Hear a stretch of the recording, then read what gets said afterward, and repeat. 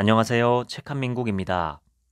오늘 소개할 책은 만일 내가 인생을 다시 산다면, 지은이는 정신과 전문의 김해남, 출판사는 메이븐, 책값은 17,200원, 279쪽입니다.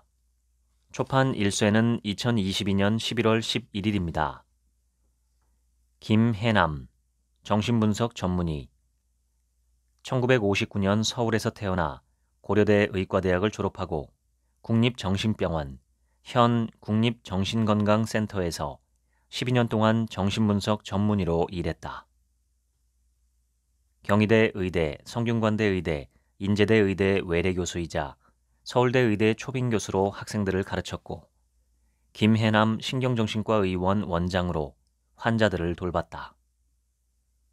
80만 부 베스트셀러 30살이 심리학에게 묻다. 심리학이 30살에게 답하다를 비롯해 10여 권의 책을 펴내 130만 독자의 공감을 얻었다. 본문을 읽겠습니다. 만일 내가 인생을 다시 산다면 이번에는 용감히 더 많은 실수를 저지르리라. 느긋하고 유연하게 살리라. 그리고 더 바보처럼 살리라. 매사를 심각하게 생각하지 않을 것이며 더 많은 기회를 붙잡으리라. 더 많은 산을 오르고 더 많은 강을 헤엄치리라. 아이스크림은 더 많이, 콩은 더 조금 먹으리라. 어쩌면 실제로 더 많은 문제가 있을 수도 있겠지만 일어나지도 않을 걱정거리를 상상하지는 않으리라. 나딘 스테어의 시 만일 내가 인생을 다시 산다면 중에서 세상에 문제없는 사람은 없다. 그러니 자신에게 문제가 있다는 것을 부끄러워하거나 부정할 필요가 없다. 더 이상 스스로를 닥달하지 말고 매사에 너무 심각하지 말고 너무 고민하지 말고 그냥 재미있게 살았으면 좋겠다. 고민을 더 해봐야 시간만 흘러간다. 옳은 선택이든 아니든 이제는 결정을 내리고 선택한 방향으로 한 걸음 한 걸음 나아가야 한다. 가서 경험을 해봐야 자신과 맞는지 안 맞는지 알 수 있기 때문이다. 얼마 전 누군가 내게 물었다. 아쉬운 건 없으세요? 후회되는 것도 없으세요? 한 가지 후회하는 게 있다면 인생을 너무 숙제처럼 해치우듯 살았다는 것이다.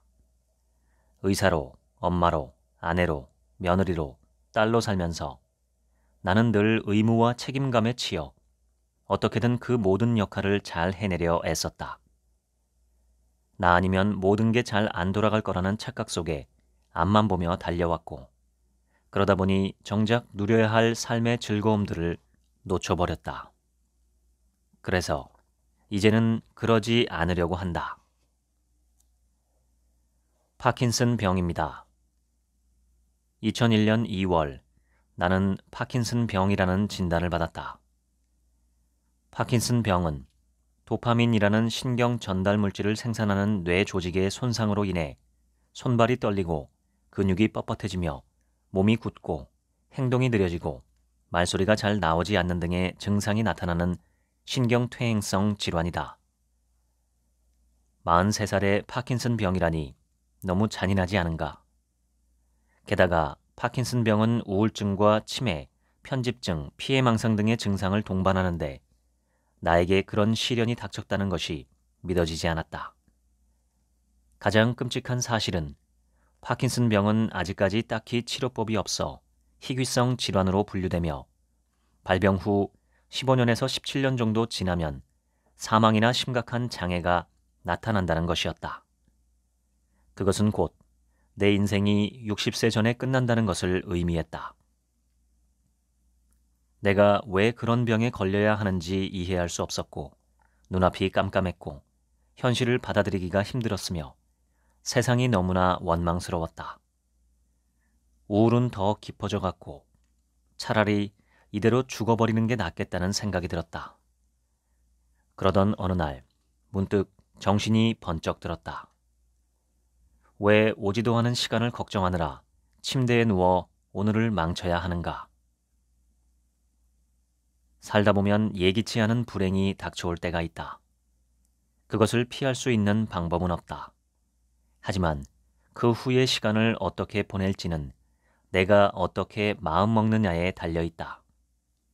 그것이 내가 2001년 2월에 파킨슨병 진단을 받고 깨달은 삶의 진실이다. 1987년 탈 벤 샤하르는 21살의 나이에 이스라엘 전국 스쿼시 선수권 대회에서 최연소 챔피언이 되었다. 다음 날 그는 세계 챔피언이 되겠다는 생각으로 영국으로 떠났다. 그는 한시도 쉬지 않고 고된 훈련을 거듭했다. 그 결과 영국으로 간 지 1년 만에 청소년 메이저 대회의 결승전에 오를 수 있었다. 하지만 실수하면 안 된다는 불안감과 긴장감에 시달리던 그는 갑자기 발에 쥐가 나더니 팔다리에도 쥐가 나 1등을 놓치고 말았다. 한치의 실수도 용납하지 않는 완벽주의 성향은 그가 운동을 그만두고 하버드 대학교에 들어간 뒤에도 변하지 않았다. 저서 완벽주의자를 위한 행복 수업에서 그는 이렇게 고백한다. 모든 교재를 한 글자도 놓치지 않고 읽어야 하고 모든 리포트와 시험에서 완벽한 점수를 받아야 했다. 이 목표를 달성하기 위해 매일 밤을 새우다시피 했고 그래도 실패할 수 있다는 불안감 때문에 리포트를 제출하거나 시험을 치르고 나면 한동안 잠을 이루지 못했다.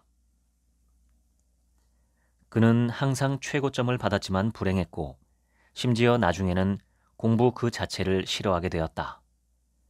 몸도 마음도 지친 그는 점점 더 불행해져만 가는 자신을 견딜 수가 없었다. 그래서 자신의 불행과 불안에 대한 연구를 시작했는데 오랜 연구 끝에 깨달은 것은 하나였다. 완벽에 대한 집착과 강박으로 인해 끊임없이 뭔가를 해야만 했고 그럼에도 자꾸만 자신이 부족하다고 생각되어 늘 불안했으며 그로 인해 삶은 피폐해졌다는 사실이었다. 자신의 경험담을 토대로 긍정심리학을 연구한 그는 현재 하버드 대학교 심리학과 교수가 되어 학생들에게 과거의 자신처럼 불행한 완벽주의자로 살지 말라고 조언한다. 완벽주의를 포기한다고 해서 절대 삶이 무너지지 않으며 오히려 삶을 더 즐기며 잘 살게 된다는 것이 그의 이야기다. 나는 그의 말에 10분 동의한다. 실패나 실수를 용납하지 못하는 완벽주의자들은 사는 재미를 모른다. 사진가 앙리 카르티에 브레송은 이런 말을 남겼다. 나는 평생 생의 결정적 순간을 포착하기 위해 헤맸다. 그러나 인생의 모든 순간이 결정적 순간이었다. 최선을 다했는데도 낭떠러지에 도착할 때도 있을 것이다. 하지만 그게 두려워 한 발짝도 떼지 않으면 영영 아무 데도 못 가게 된다. 그리고 내 경험상 틀린 길은 없었다. 실패를 하더라도 실패로부터 무언가를 배우면 그것은 더 이상 실패가 아니었고 길을 잘못 들었다 싶어도 나중에 보면 그 길에서 내가 미처 몰랐던 것들을 배움으로써 내 삶이 더 풍요로워졌다. 한 발짝을 떼는 것에 대해 두려움을 가질 이유는 없다. 남보다 빨리 목적지에 도착해 봐야 그 기쁨을 같이 나눌 사람이 없다면 오히려 그게 더 슬픈 일이다. 그러니 어떤 순간에도 삶을 포기하지 말고 용기를 내어 일단 한 발짝만 내디뎌 보라. 사람들은 자기가 원하는 것은 꼭 이루어져야 한다고 생각한다. 그래서 다른 길이 있을 수도 있는데 원하는 게 이루어지지 않았다는 이유만으로 실패했다고 단정짓는다. 하지만 그것은 하나의 문이 닫힌 것일 뿐 그 이상도 그 이하도 아니다. 하나의 문이 닫히면 또 다른 문이 열린다. 그러니 최선이 이루어지지 않았다고 해서 좌절할 필요가 전혀 없다. 자율성은 인간의 중요한 본능적 욕구 중의 하나다. 인간이 태어나서 처음 하는 의사 표현도 바로 싫어 혹은 안 해이다. 그래서 아이를 키우는 과정은 이처럼 뭐든지 제멋대로 하려는 아이를 사회라는 테두리에 맞추어 나가는 것이나 다름없다. 그런데 이 과정에서 과한 통제를 받으면 자율성에 심각한 손상이 생긴다. 말을 잘 들어야만 칭찬과 사랑을 주는 타인에 대해 극심한 분노와 애정을 동시에 느끼며 그 사이에서 큰 혼란을 겪게 되는 것이다. 우리는 자유롭게 살라는 말을 들으며 자랐다. 그런데 정말 자신이 자유롭다고 생각하는 사람은 극히 드물다. 부모님이 시키고, 학교가 시키고, 사회가 시키고, 사람들이 좋다고 하는 길을 걸으며 살아가기 때문이다. 괜히 내가 원하는 것을 고집했다가 실패하면 어떡하지 하며 두려워할 뿐 내가 정말 원하는 것을 생각해 본 적이 없다. 그래서 사회적으로 보면 잘 살고 있는 것처럼 보이는데 내 안에서는 자꾸만 화가 치솟는다. 자신의 역사를 써 나간다는 것, 그것은 인생을 주체적으로 살아간다는 뜻이다. 누가 나를 함부로 대하고 나를 자신의 뜻대로 좌지우지하려고 해도 그에 휘둘리지 않고 살아간다는 의미다. 친정 부모의 횡포와 시부모의 말도 안 되는 요구를 애써 이해하려고 노력하는 대신 적당히 거절할 건 거절하고 들어줄 건 들어주는 것이다. 그 어떤 억울한 일을 당했더라도 그것을 해결해야 할 사람은 바로 나다. 부모도, 가족도, 배우자도 해결해 주지 못한다.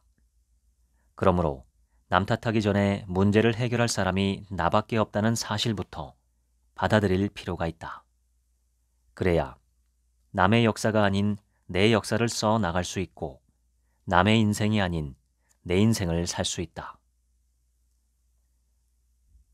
내가 지금껏 살면서 가장 후회하는 것은 바로 삶을 즐기지 못했다는 것이다.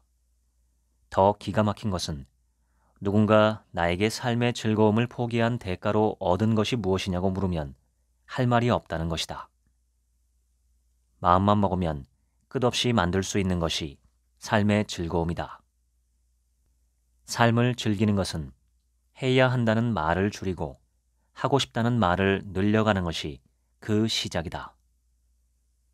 다시 그 시절로 돌아갈 수 있다면 나는 눈앞에 놓인 과제들에 내 인생을 다 내어주기보다는 좀 더 멀리 보며 나를 더 아껴주고 틈틈이 나에게 즐거운 음악을 들려주고 달콤한 휴식을 허락할 것이다. 심리학에서 무기력이란 에너지가 바닥나 아무것도 하지 못하는 상태를 말하며 자신에게 무슨 일이 일어나든 스스로의 힘으로 처지를 바꿀 수 없다고 생각하는 것을 의미한다. 그런데 무력감은 생각보다 더 사람을 힘들게 한다. 성폭행을 당하거나 천재지변을 당한 이들을 가장 고통스럽게 하는 것은 그런 수치스럽고 무서운 상황에서 자신이 할 수 있는 것이라고는 아무것도 없었다는 사실, 즉 무력감이었다고 한다. 무기력한 사람들은 아무것도 안 하면서 외부 상황이 바뀌기만을 바란다. 상황이 확 변해서 무언가 할 수 있게 되기를 바라는 것이다. 하지만 아무도 상황을 바꿔주지 않는다. 그렇다고 내가 뭔가를 바꿀 수 있을까? 계란으로 바위를 치는 것처럼 헛수고하는 건 아닐까? 맞다. 변하는 게 없을 수도 있다. 그런데 분명한 것은 한 발짝이라도 움직이면 적어도 지금 무기력하게 서 있는 그곳은 탈출할 수 있고 가능성이 보이는 또 다른 곳에 닿게 된다는 것이다. 어차피 사람은 살아가게 되어 있다. 언니가 죽고 나서 나는 살면서 다시는 웃을 일이 없을 거라고 생각했지만 몇 년이 지나고 웃음을 되찾았다. 아우슈비츠 수용소에서 살아남은 정신의학자 빅터 프랭클은 가진 것을 모두 빼앗기고 최악의 상황에 놓인다 해도 우리에게는 절대 빼앗길 수 없는 한 가지가 있다고 했다. 그것은 그 상황을 어떻게 받아들일까에 대한 우리 자신의 선택권이다. 즉, 아무것도 할 수 없는 상황이라고 해도 우리에게는 선택권이 있다. 무기력하게 누워서 천장만 보고 살 건지, 일단 밖에 나가 할 일을 찾아볼 건지 선택할 권리가 있다는 말이다. 인생은 우리의 뜻대로 흘러가기도 하지만 때론 우리가 원하지 않는 방향으로 흘러가기도 한다. 그 사실은 우리를 슬프게 하지만 그렇다고 우리가 할 수 있는 일이 없는 것은 아니다. 다시 인생의 키를 잡고 전진하다 보면 작은 결실이라도 반드시 맺는 때가 온다. 비록 그것이 내가 애초에 바랐던 것은 아니었을지라도 말이다. 어른이 된다는 것은 스스로 선택하고 결정하고 책임져야 하는 무거운 현실의 짐들을 등에 짊어지는 것이다. 건강한 어른은 떠날 수도 있고 혼자 남겨질 수도 있어야 한다. 또한 관계의 소중함을 깨닫고 다른 사람들과 다양한 관계를 맺으며 사랑도 하고 다른 사람에게 기댈 수 있어야 한다. 건강한 어른은 자신이 사랑스럽고 가치 있으며 성실하다고 느낀다. 그리고 자신은 세상에 하나뿐인 존재이며 어떤 상황에 있든 늘 흔들리지 않을 자아 정체성이 있음을 믿는다. 자신을 무기력하고 나약한 사람이 아닌 자기 인생을 결정짓고 책임질 줄 아는 씩씩하고 능동적인 사람이라고 생각한다. 건강한 어른은 양심과 죄책감을 느끼고 후회하는 능력과 자신을 용서할 수 있는 능력을 갖고 있다. 즐거움을 추구하고 즐길 수 있으며 고통에 맞서 싸워나가기도 한다. 원하는 것을 어떻게 얻을 수 있는지 배우며 이룰 수 없는 것은 과감히 포기할 줄도 안다. 건강한 어른은 잃는 것이 있으면 또한 얻는 것도 있다는 사실을 안다. 잃어버림으로써 얻을 수 있고 좌절 속에서 희망을 찾아내며 불완전함 속에서 감사와 용서를 배운다. 건강한 어른은 인생이란 완벽하지 않으며 사람은 혼자가 아니라 여럿이 더불어 살아가야 한다는 사실을 받아들인다. 어른이 된다는 것은 결국 세상은 내가 바라는 대로 움직인다는 어린 시절의 전지전능함을 포기해가는 과정이다. 잘못된 과거를 되돌리고 싶다는 생각에 빠져 지금을 살지 못하는 사람들. 정신분석 치료를 받는 사람들의 대부분이 여기에 속한다. 이런 환자들을 치료하다 보면 그들이 커다란 우주복을 입고 산다는 느낌을 받는다. 우주복 안은 과거의 고통스러운 기억으로 가득 차 있다. 그런데도 환자들은 감히 우주복을 벗을 엄두를 내지 못하고 그저 불안과 두려움에 떨며 과거에 얽매여 있다. 우주복을 벗으면 세상의 맑은 공기와 따뜻한 햇볕과 새로운 사람들을 만날 수 있을 텐데 차마 그럴 용기를 내지 못하는 것이다. 이론적으로 현재 자신이 겪는 불안과 두려움이 과거로부터 비롯된 것임을 알게 되는 것을 지식적 통찰이라고 한다. 그런데 지식적 통찰은 큰 변화를 이끌어내지 못한다. 중요한 것은 감정적 통찰이다. 그것은 문제의 원인에 대해 아, 그렇구나 하고 가슴 깊이 느끼며 그동안의 슬픔과 두려움이 쏟아져 나오는 순간을 말한다. 이 감정적 통찰이 우리를 변화시킨다. 하지만 한 번의 통찰로는 불충분하다. 한 걸음 전진하면 한 걸음 후퇴하고 또 한 걸음 전진하면 다시 한 걸음 후퇴하며 전진과 후퇴를 반복하는 것이다. 시작이 반이다. 일단 문제의 원인을 어렴풋하게나마 알게 되면 그 문제로부터 거리 두기가 가능해진다. 그러면 스스로 선택권을 쥐게 된다. 과거 속에서 살 것인가 아니면 현재를 있는 그대로 직시할 것인가. 이 과정은 물론 어렵다. 그게 쉽다면 왜 정신분석 치료가 수년씩 걸리겠는가? 더 이상 과거가 당신의 현재를 지배하도록 내버려두지 않았으면 좋겠다. 과거가 고통스러웠다고 해서 현재까지 고통스러워야 한다는 법은 없다. 분명 당신은 행복해질 것이다. 행복해질 자격이 있다고 스스로 믿는다면, 새로운 방식으로 사는 모험을 두려워하지 않는다면, 사랑하는 사람을 구원하려 하거나 치유하려 들면 안 된다. 그러는 순간 관계는 깨어지게 되어 있기 때문이다. 만일 사랑하는 사람이 오래된 과거의 고통에서 벗어나기를 바란다면 그에게 상담을 받아보라고 권하는 게 옳다. 그런 다음 그가 스스로 문제를 해결할 때까지 기다려줘야 한다. 만일 당신이 상대를 치유하려 들면 어느새 당신은 상대를 지배하려 할 것이고, 상대는 자신을 통제하려는 당신에게 엄청난 분노를 쏟아낼 것이다. 사랑은 분명 과거의 상처를 치유하는 힘을 갖고 있다. 그래서 정신분석가들은 좋은 치료자 100명보다 사랑하는 사람을 만나는 게 더 낫다라는 말을 하기도 한다. 하지만 그것은 당신이 쏟는 사랑 자체에서 나오는 것이지 당신이 상대를 치유할 수 있는 것은 아니다. 당신이 사랑하는 사람에게 해줄 수 있는 것은 그저 사랑하는 일, 그리고 기다려주는 일뿐이다. 인간이 살아가는데 가장 중요한 것은 사랑받는다는 사실이다. 우리의 자존감은 타인의 시선을 통해서 형성된다. 자존감이란 말 그대로 자신을 존중하는 마음인데, 자신을 존중하기 위해서는 자신이 좋은 사람이라는 믿음이 있어야 한다. 이때 만일 다른 사람들이 자신을 반겨주고 사랑해주며 웬만한 실수도 이해하고 받아주면 우리는 자신이 좋은 사람이라는 느낌을 갖게 된다. 그런데 사람들이 자신을 좋아해주지 않으면 버림받을지도 모른다는 두려움에 휩싸인다. 자신이 얼마나 아름답고 괜찮은 사람인지 모른 채 스스로를 창피해하고 자책하면서 불안한 삶을 살게 된다.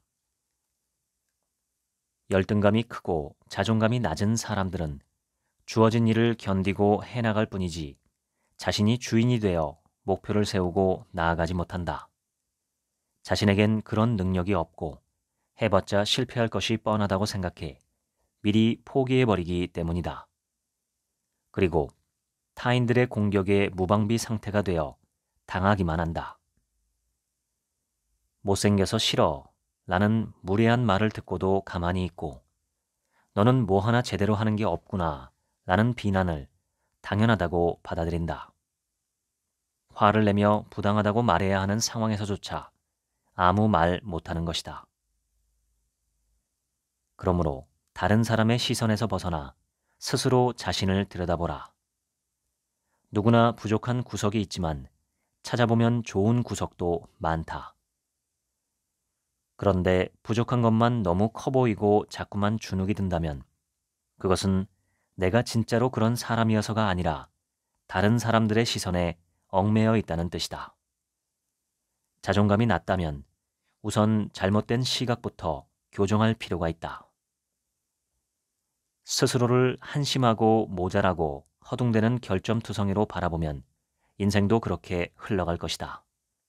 하지만 스스로를 착하고 남을 배려하고 뭐든 열심히 하는 사람이라고 바라보면 인생도 그렇게 흘러갈 것이다. 내가 나를 어떻게 바라보느냐에 따라 인생이 바뀌는 것이다. 타인의 비난에 흔들리지 않고 틀리면 고치면 된다고 생각하고 부당한 지적에는 옳지 않다고 말할 수 있고 타인과의 관계에서 늘 피해만 본다는 사고에 물들지 않고 타인과 대등한 관계에 설 수 있는 태도 또한 나를 믿고 존중하는 데서 출발한다. 내가 나를 믿지 않는데 누가 나를 믿어줄 것이며 내가 나를 보호하지 않는데 누가 나를 보호해 주겠는가. 그러니 스스로를 바라보는 시각을 바꾸고 열등감의 늪에서 빠져나와라. 원하기만 하면 수많은 사람들과 언제든 연결될 수 있는데도 사람들은 여전히 외롭다고 말한다. 남이 나를 어떻게 생각하느냐가 중요해질수록 삶은 매우 불안정해진다. 자신의 생각이나 느낌에 대한 확신이 줄어들고 자꾸 타인의 시선에 민감하게 반응하게 되고 타인의 요구에 순응해야 할 것 같은 상태에 놓이기 때문이다. 이제 사람들은 타인을 절대적으로 필요로 하면서도 타인의 평가를 두려워하고 동시에 자신을 통제하는 타인에게 분노하며 가까이 하고 싶어 하지 않는 딜레마에 빠지게 된다. 그 결과 사람들은 누구도 믿지 못하게 된다. 사랑하는 사람도 언제 마음이 돌아설지 모를 일이다. 그러니 언제든지 헤어질 준비를 하고 살아야 한다. 그가 떠나도 내 삶에는 아무런 여파가 없도록 말이다.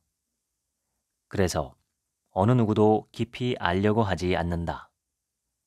그렇기 때문에 현대의 젊은이들은 겉으로는 화려하고 세련되어 보이지만 실은 공허하고 외로움이 많다. 상처 없는 삶이란 없다. 우리는 상처의 직면에 그것을 이겨내려고 애쓰면서 조금씩 단단해져 간다. 굳은 살이 있어야 더 큰 상처가 왔을 때도 그걸 이겨나갈 힘이 생긴다. 하지만 상처를 계속 피하게 되면 굳은 살이 생기기는커녕 아주 조금만 찔려도 죽을 것처럼 아파하게 된다. 상처 자체에 취약해지는 것이다. 일상생활 자체가 버거워진다. 예를 들어 상사에게 야단을 맞았다고 해보자.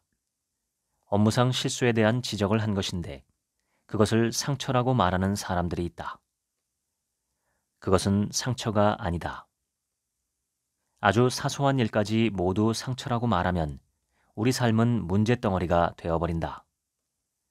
왜냐하면 상처를 입었다는 것은 누가 나에게 어떤 위해를 가했다는 뜻이 되기 때문이다. 즉, 상대방을 가해자로, 나를 피해자로 만들어버린다. 내가 조금만 노력하면 고치고 해결할 수 있는 일들이 내 힘으론 해결 불가능한 문제로 변해버리는 것이다.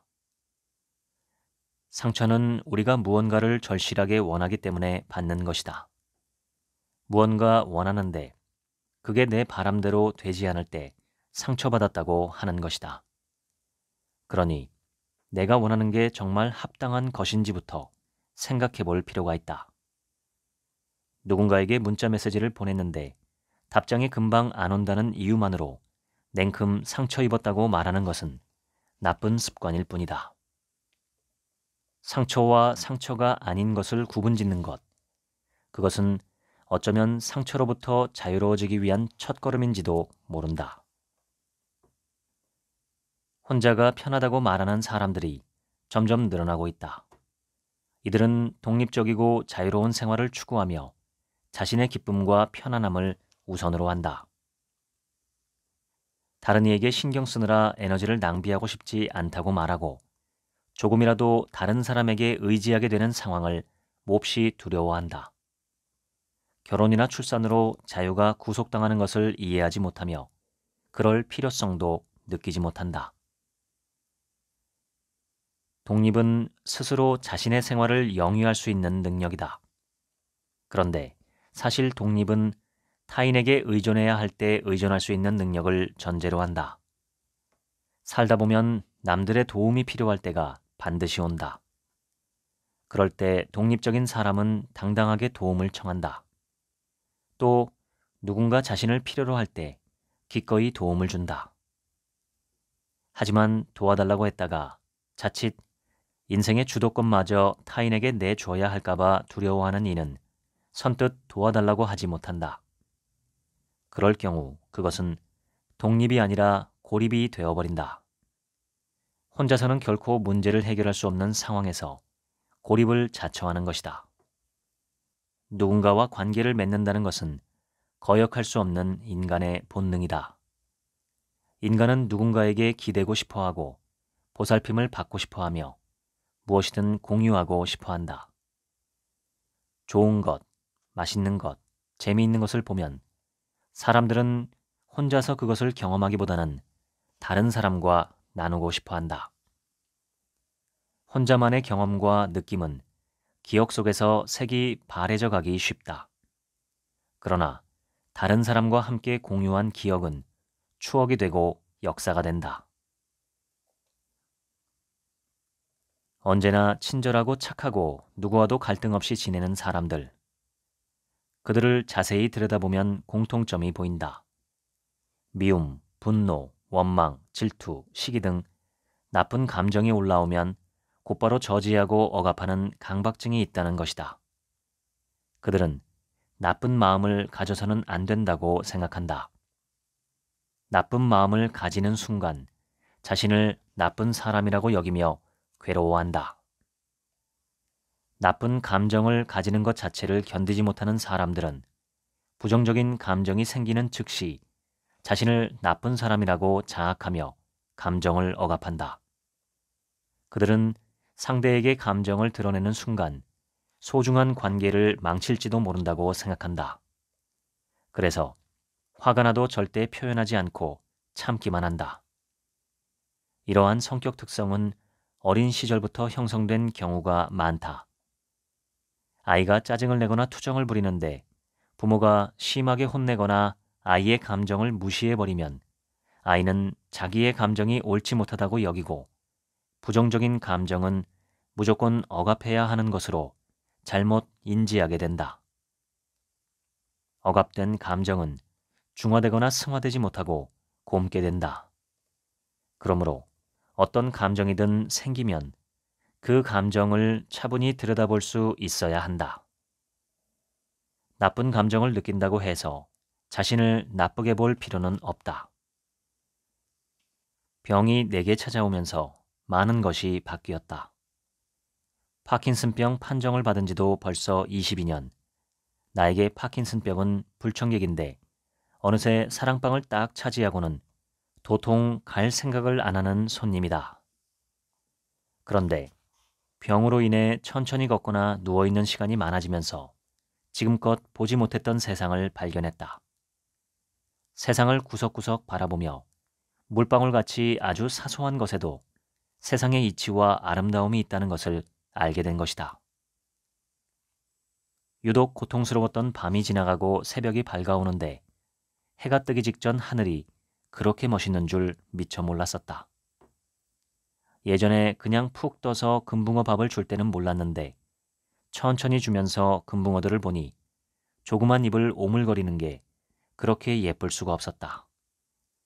막 잠든 아기의 입가에 머무는 미소도 아름답고 깜깜한 골목을 비추는 가로등 불빛도 아름답고 내가 잠깐 잠든 사이 세상을 하얗게 뒤덮어버린 설경도 아름답다. 구로야나기 테츠코의 소설 창가의 토토에는 이런 말이 나온다. 어쩌면 세상에서 진실로 두려운 것은 눈이 있어도 아름다운 것을 볼 줄 모르고 귀가 있어도 음악을 듣지 못하고 마음이 있어도 참된 것을 이해하고 감동하지 못하며 가슴의 열정을 불사르지 못하는 사람이 아닐까. 파킨슨병에 걸린 지 22년. 그동안 나는 크고 작은 수술을 5번 받았고 병은 악화되었다 조금은 나아졌다를 반복하고 있다. 누구나 힘든 시간을 견디고 있을 때는 언제 이 고통이 끝날지 몰라 절망하게 된다. 하지만 언젠가 힘든 시간들이 지나가고 좋은 시절이 찾아온다고 생각하면 오늘 하루를 다르게 보낼 수 있다. 인생의 겨울을 지나고 있다면 기억해두기 바란다. 봄은 꼭 올 것이다. 생명을 얻고 이 세상을 살아가면서 우리는 행복해지기를 원한다. 그러면서도 행복은 내가 만드는 것이 아니라 주어지는 것이라 착각하며 살아왔다. 무엇인가를 더 원하고 그것을 손에 넣는다고 해서 행복해지는 건 아니다.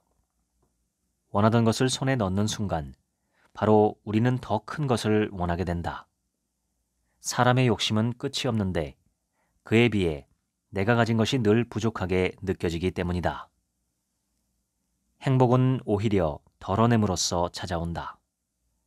가지지 못한 것들에 대한 욕심을 덜어내는 것. 나에 대한 지나친 이상화를 포기하는 것. 세상은 이래야 하고 나는 이래야 된다는 규정으로부터 벗어나는 것. 그것이 바로 있는 그대로의 나와 세상을 똑바로 보고 내 인생의 주인이 되어 그 안에서 행복을 찾을 수 있는 지름길이다. 지나친 이상화에서 벗어나야 나와 타인에 대해 좀 더 너그러워질 수 있으며 서로 감싸주며 사랑하는 법을 배울 수 있다. 어쩌면 이 너그러움을 배우는 과정이 진짜 어른이 되는 과정일지도 모른다. 우리는 행복해질 수 있다. 진정으로 행복해지길 원한다면 말이다. 산다는 것은 죽을 때까지 멈추지 않는 성장의 과정이다. 그리고 그 성장의 목적은 바로 우리 삶에서 진정 중요한 것이 무엇이고 진정한 행복이 무엇인지를 배우는 데 있다. 심각한 정신질환에 걸려 몇 년 동안 병원에 입원하고 있던 환자가 있었다. 피해망상과 환청 등으로 고생하던 그녀는 치료의 한 방법으로 사이코 드라마를 자주 했다. 그녀의 드라마는 주로 아버지에 대한 것이었다. 그녀의 아버지는 알코올 중독의 괴팍한 성격의 소유자로 어린 딸을 학교에도 보내지 않고 모질게 학대하며 돈벌이를 시켰다. 사이코 드라마를 10번쯤 했을 때 우리는 극 중에서 그녀의 아버지를 죽이기로 했다. 그녀가 아버지가 죽어간다는 소식을 듣고 찾아가는 장면을 설정한 것이다. 아버지가 죽어간다는 연출가의 말을 듣고 그녀가 보인 반응은 놀라웠다. 갑자기 통곡을 하며 무대로 뛰어올라가 절규하기 시작한 것이다. 아직 아버지에게 복수할 것이 많은데, 아직 아버지에게 할 말이 많이 남았는데 벌써 죽으면 어떻게 하냐고요. 그녀는 아버지를 미워하고 죽기를 바라며 복수하려 했던 자신을 스스로 용서하면서 극을 마무리했다. 극이 끝나고 그녀는 놀라운 말을 했다. 아직 아버지를 용서할 수는 없습니다. 우리 아버지는 용서받을 수 있는 사람이 아닙니다. 그러나 내가 아버지에 대한 미움 때문에 나 자신을 파괴하고 나의 현재와 미래를 잃어버리고 있다는 사실을 깨달았습니다. 이제는 나를 위해서라도 아버지를 그만 미워하고 복수하려는 것을 멈추어야겠습니다.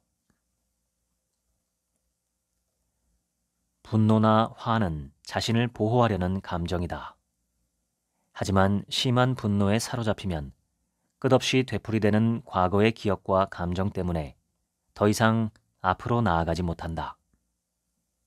분노에 휩싸인 사람에게는 현재와 미래는 없고 오직 상처 입었던 과거만 있을 뿐이다.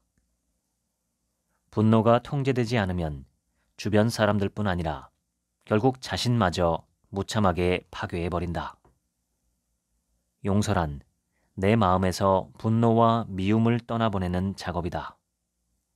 내 마음이 다시 고요를 되찾아 더 이상 과거에 얽매이지 않고 현재와 미래를 바라보며 떠날 수 있게 하는 작업이다. 용서란 자신과 상대에 대해 품고 있던 이상을 접고 현실 그대로의 모습을 인정하고 받아들이는 작업이다. 상대도 나와 똑같은 어쩔 수 없는 인간이라는 사실을 받아들이고 애정을 쏟아부을 가치가 없는 그에게 몰두했던 내 에너지를 거두어들이는 작업인 셈이다. 용서는 다른 사람을 향해서만 베푸는 것이 아니다. 우리는 우리 자신도 용서할 수 있어야 한다. 인도의 명상가 오쇼 라즈니쉬는 이렇게 말한다. 삶은 경험이지 이론이 아니다. 삶에는 해석이 필요 없다. 삶은 살아야 하고 경험해야 하고 누려야 하는 것이다. 매 순간 삶이 그대의 문을 두드린다. 하지만 그대는 머리로 궁리하고 있다. 그대는 삶에게 말한다. 기다려라. 내가 문을 열어주겠다. 그러나 먼저 결정 내릴 시간을 달라. 삶은 결코 일어나지 않는다. 평생토록 삶이 그냥 왔다가 간다. 그대는 살아있지도 않고 죽어있지도 않은 채 다만 고달프게 질질 끌려갈 뿐이다. 오쇼의 말처럼 삶은 그냥 살아야 하고 경험해야 하고 누려야 하는 것이다. 삶이 힘들고 어렵고 좀 채 나아질 것 같지 않아 보여도 어느 때나 즐길 거리는 분명히 있다. 즐길 거리가 다양한 사람일수록 불가피한 불운과 불행 또한 잘 버틸 수 있다. 새는 알을 깨고 나온다. 알은 곧 세계다. 태어나려고 하는 자는 하나의 세계를 파괴하지 않으면 안 된다. 헤르만 헤세의 소설 데미안에 나오는 구절이다. 알을 깨고 나간다는 것은 그 자체로 매우 신나는 일이다. 미국의 철학자 윌리엄 제임스는 자부심은 기대와 성공의 비율에 좌우된다고 말했다. 성공의 경험이 쌓일수록 자부심 또한 강화된다는 뜻이다. 또한 자부심은 도전을 두려워하지 않게 만든다. 그렇게 도전하면 할수록 성공의 확률 또한 올라간다. 성공이 성공을 부르는 연쇄작용이 일어나는 것이다. 어찌 보면 삶은 행동하고 느끼고 생각하는 것, 다시 말해 경험 그 이상도 이하도 아니다. 다양한 경험이야말로 우리의 삶을 다채롭게 만들어준다. 파스칼의 잠언대로 우리가 인생에 대해 취할 수 있는 최선의 전략은 삶을 우리가 우주를 경험할 수 있는 유일무이한 기회라고 가정하고 그 시간을 최대한 활용하는 것뿐이다. 그러니 실수와 실패가 두려워 다가오는 기회들을 놓치지 않았으면 좋겠다. 뭐든 재미있어 보이는 게 있다면 결과와 상관없이 시도해보라. 만일 내가 인생을 다시 산다면 더 많은 실수를 저지르며 살고 싶다. 더 많은 도전을 하고 웬만한 일은 두려워하지 않을 것이다. 지금까지 만일 내가 인생을 다시 산다면 읽어드렸습니다. 지금부터는 제 얘기입니다. 인생의 의미는 각자가 스스로 발견하거나 창조하는 것이기에 인생은 무의미할 수도 있고 유의미할 수도 있습니다. 찾고자 하면 누구나 찾을 수 있지만 없다고 믿으면 결코 발견할 수 없는 것이기도 합니다. 우리가 삶의 의미를 말하는 이유는 그만큼 삶이 짧고 덧없어 보이기 때문입니다. 아무 의미가 없다고 하면 허무함을 견딜 수 없으니까요. 인생에서 확실한 것은 죽음 하나뿐입니다. 나머지는 모두 불확실합니다. 그리고 그 불확실함이 우리를 헷갈리게 하고 불안하게 하고 두렵거나 분노하게 합니다. 저는 어릴 적에는 세상 모든 사람들이 옳음과 효용을 분명하게 인정하는 진리에 가까운 확실한 지식이 세상에 존재할 거라고 생각했었습니다.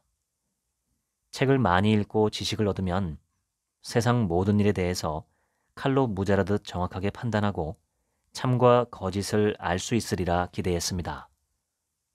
그런데 살아보니 우리가 알고 있다고 착각하는 많은 것들이 실은 믿음이나 신념에 가깝다는 것을 깨달았습니다.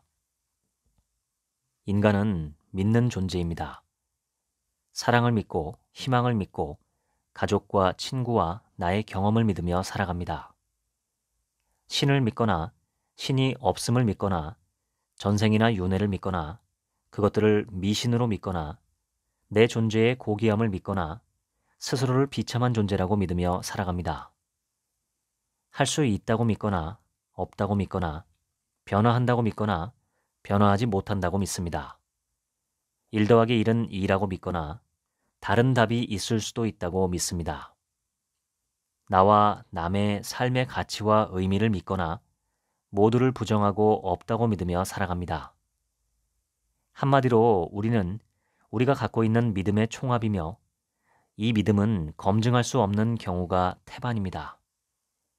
다만 무엇은 어떠하다고 믿거나 믿지 않기로 우리가 선택하는 것뿐입니다. 이러한 믿음이나 신념은 너무나 광범위하고 확고하게 우리 삶에 뿌리내리고 있어서 우리는 그것들을 검증된 사실 또는 진실이나 진리라고 생각하지 믿음이라고는 짐작조차 하지 않습니다. 믿음이라고 말해주면 화를 냅니다. 그런데 우주의 모든 것은 변화합니다. 몸도 마음도 환경도 믿음도 하늘의 해와 달도 밤하늘의 별들도 변화합니다. 그것들은 영원 불변의 진리가 아닙니다. 내가 붙잡고 살아가는 수많은 믿음들이 진리 또는 진실이 아니라는 것을 희미하게라도 인지한다면, 혹은 아닐 가능성이 있다는 사실을 마음속으로 약간 느낄 수만 있다면, 우리는 지금껏 살아왔던 것보다 더 부드럽고 유연하고 관대해질 수 있습니다. 부드러움은 생명의 특성입니다. 죽음은 딱딱합니다. 물리적으로도 심리적으로도 사회적으로도 그렇습니다. 아기들은 부드럽고 유연하지만 시신은 돌처럼 딱딱합니다. 멋진 삶을 살아가는 사람들은 친절하고 부드럽지만 공격적이고 이기적인 사람들의 삶은 돌처럼 차갑고 딱딱합니다. 집단 이기주의나 집단 망상에 사로잡힌 사람들은 청동 동상처럼 차갑고 부담스럽고 가까이 하기 어렵지만, 인간의 온기와 냄새가 나는 사람들은 너그럽게 곁을 줍니다. 확신에 찬 사람, 자신의 주장만이 옳다고 소리 높이는 사람들은 역사적으로 볼 때 틀렸을 가능성이 높습니다. 오히려 자신의 의견에 대해 열린 사고를 하는 사람, 내가 가진 생각과 의미와 판단은 얼마든지 수정 가능한 대상이라고 여기는 폭넓은 사유의 힘을 가진 사람들, 단언하지 않고 상대의 말을 일축하지 않는 사람이야말로 진실을 보고 있을 가능성이 큽니다. 우리는 우리의 믿음을 어떻게 선택하느냐에 따라 전혀 다른 세상을 봅니다. 심지어는 우리가 겪은 과거의 기억과 의미도 달라지고 그에 따라 감정도 의식도 달라집니다. 우리가 가장 조심해야 할 것은 선택입니다. 머릿속에 떠오르는 수많은 감정과 생각 중에 어떤 것을 믿기로 선택하느냐가 나의 삶을 규정하고 그 의미를 창조합니다. 나는 상처받았다. 결핍을 겪었다. 고통을 경험했다. 그러므로 나는 지금 자주 화를 내고 인간을 불신하고 물건이나 돈에 탐욕을 부리고 나 자신이 가치 없다고 믿는 것이 당연하고 정당하며 필연적이다. 이렇게 믿는다면 상처와 결핍과 고통으로부터의 탈출은 요원합니다. 엄밀하게 살펴보면 세상의 무수한 일들 사이의 인과관계를 증명하기란 거의 불가능에 가깝습니다. 똑같은 고통을 겪은 사람들이라 해도 그들이 펼쳐가는 삶의 모습은 제각기 천차만별입니다. 그것은 고통의 결과가 반드시 비참한 삶이다 라는 등식이 진리가 아닐 수도 있음을 암시합니다. 내가 망가진 것은 과거의 어떠어떠한 일 때문이었다라고 믿기보다 사건과 결과 사이에 아무리 미숙하고 어리석었더라도 나의 선택적인 받아들임, 수용이 있었다는 사실을 인지할 때 비로소 나를 객관적으로 보게 됩니다. 우리의 삶에서 벌어지는 수많은 행불행의 사건들과 그것들이 우리 삶에 영향을 미쳐 빚어진 결과는 KTX 객차처럼 1부터 10까지 강철 체인으로 연결된 필연이 아닙니다. 오히려 그것들은 날마다 이리저리 줄어들거나 늘어나며 변화하는 허공의 거미줄처럼 느슨하게 연결되어 있습니다. 우리는 거미처럼 줄을 자르거나 더 튼튼하게 연결하거나 전혀 새로운 줄을 만들어낼 수도 있습니다. 삶은 선택의 대상입니다. 삶은 마치 음악과 같습니다. 똑같은 베토벤 악보를 놓고도 연주자나 지휘자마다 서로 다른 해석과 선택을 통해 다르게 들리는 음악을 만들어내듯 나의 삶은 내 생각과 믿음과 선택의 결과입니다. 이것을 인정하는 순간 어른이 되며 진정한 삶이 시작됩니다. 이것을 모른다면 우리는 죽을 때까지 마리오네트 인형처럼 허공에 매달려 누군가의 손놀림에 의해 춤을 추는 꼭두각시에 불과합니다. 나는 나다. 이 사실 하나만 확실하게 깨달아도 삶의 많은 고통과 두려움이 사라지기 시작합니다. 나는 나일 뿐 그 이상도 이하도 아닙니다. 성철 스님이 산은 산이고 물은 물이다 라고 하신 말씀을 처음 들었을 땐 무슨 그런 법문이 다 있나 싶었지만 산이 산이라는 것을 보지도 알지도 못하고 물은 물이라는 것을 믿지도 깨닫지도 않는 어리석음이 세상엔 너무나 많습니다. 이 책의 저자 김혜남 선생님은 22년 동안 파킨슨병을 앓고 계시지만 파킨슨병이 김혜남 선생님은 아닙니다. 과거에 겪은 일로 인한 고통과 트라우마, 그리고 그것들이 지금 내 삶에 미치는 영향들은 나에게 온 손님일 뿐입니다. 내가 무엇을 하며 어떻게 살아왔다는 이력조차 내가 아니라 내가 지고 다니는 등짐일 뿐입니다. 언제든 내가 떠나라 명령하면 떠나야만 하고 벗어버리면 나와 분리될 수밖에 없는 힘없는 존재들입니다. 그것을 내 존재의 일부로 착각해서 매달려 살지 말아야 합니다.